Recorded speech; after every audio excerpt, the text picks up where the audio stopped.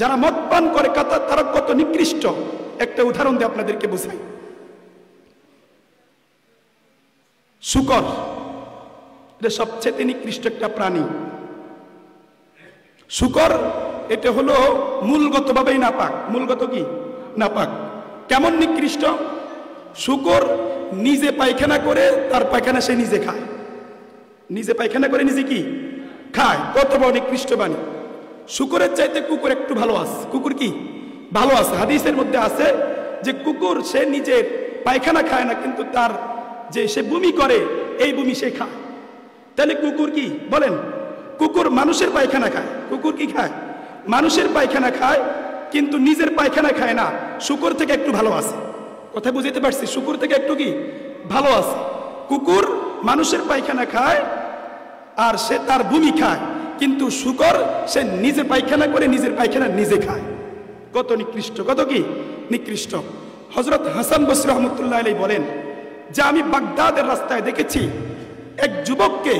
সেই যুবক মদ পান করার পরে মাতাল হয়ে গেছে, তার হুঁশ ঠিক নাই, সেই মাথার বেন হারিয়ে ফেলছে। তারপর আমি দেখতে পেলাম ওই যুবক সে নিজে প্রস্রাব করতেছে আর নিজে প্রস্রাবগুলো হাতে লইয়া এই প্রস্রাবগুলো সে খাইতেছে। নাউজুবিল্লাহ কন্যা রাজুবি। তাহলে ওই শূকরের সাথে ওই মানুষের পার্থক্য রইল। শূকর সে নিজের পায়খানা নিজে খায়, আর যারা মদ পান ব্যস্ত তাদের তো মাথা ঠিক থাকে না, কখন কি করে। হাসান বসরি রহমতুল্লাহ বলেন আমি নিজ চোখে দেখেছি ওই যুবক সেই মদ পান করার পরে তার মাথার চেঞ্জ যখন চলে গেছে, সে নিজে প্রস্রাব করতেছে আর প্রস্রাবগুলো সে খাচ্ছে। বলেন নাউজুবিল্লাহ। আমি শূকর বানাইতেছি না, কুকুর বানাইতেছি না। আজকে আমাদের অধপতন কোথায় গেল? আজকে আমাদের যুব সমাজের পরিস্থিতি কি? আজকে আমাদের যুব সমাজের পরিস্থিতি কোথায় গিয়ে দাঁড়ালো? আমি সেটা বোঝার উদ্দেশ্য। আজকে পুরো সমাজের মধ্যে আজকে মদইর অভাব নাই, গাঞ্জাখোরের অভাব নাই, ইফতিজারের অভাব নাই, আছে ভাই? সুদখোরের অভাব নাই। কিন্তু এগুলা কত মারাত্মক অপরাধ, কত জঘন্যতম অপরাধ কল্পনা করা যায়? কল্পনা করা যায় না।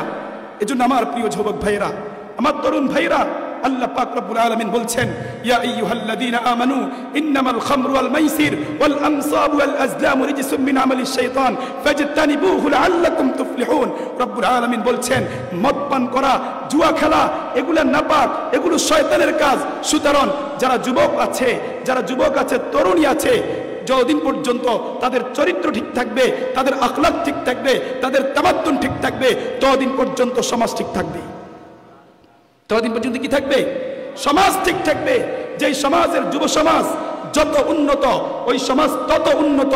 যে সমাজের যুব সমাজ, যে সমাজের তরুণ তরুণী যত বেশি নোংরা, যত বেশি চরিত্রহীন, ওই সমাজ তত বেশি অধপতনের দিকে যাবে, ওই সমাজ তত বেশি ধ্বংসের দিকে যাবে, ওই সমাজের ভারসাম্য তত বেশি নষ্ট হবে। আওয়াজ দিয়ে বলেন ঠিক না?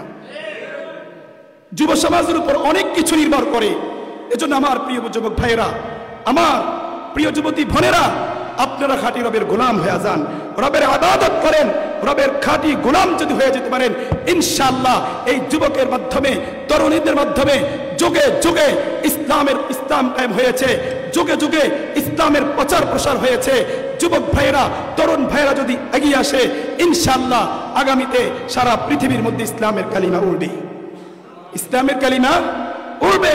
আল্লাহ পাক রব্বুল আলামিন যৌবনকে ইবাদতকে খুব ভালোবাসেন, খুব ভালোবাসেন, খুব পছন্দ করেন। আজকে আমাদের যুবক যুবতী আজকে সারাদিন নাচ গান নিয়ে ব্যস্ত, সারাদিন এরকম ভাবে অশ্লীলতা নিয়ে ব্যস্ত, এরকম ভাবে আজকে ফ্রি ফায়ার নিয়ে ব্যস্ত, গেমস নিয়ে আজকে আমাদের যুব সমাজ ব্যস্ত। এই যুব সমাজ দিয়ে কি হবে? এজন্য প্রিয় যুবক ভাইরা, তরুণ ভাইরা, আসুন আমরা ব্যভিচার মুক্ত একটা সমাজ গড়ি। আসুন মাদক মুক্ত একটা সমাজ গড়ি। আসুন ইয়াবা মুক্ত একটা সমাজ গড়ি। সুদ ঘুষ মুক্ত একটা সমাজ গড়ি। সম্ভব কি সম্ভব না? আরো জোরে কোন সম্ভব কি সম্ভব না?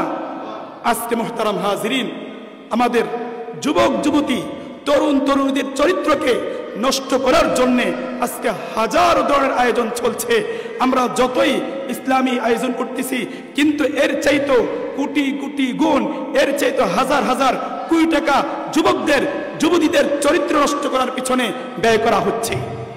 যুবক যুবতীদের অন্তরে ছায়াছবির মহব্বত কিভাবে ঢুকবে, গানের মহব্বত কিভাবে ঢুকবে, অশ্লীলতার মহব্বত কিভাবে ঢুকবে, হাজার হাজার কোটি টাকা দিয়ে গানের কনসার্টের আয়োজন করে কি করে না।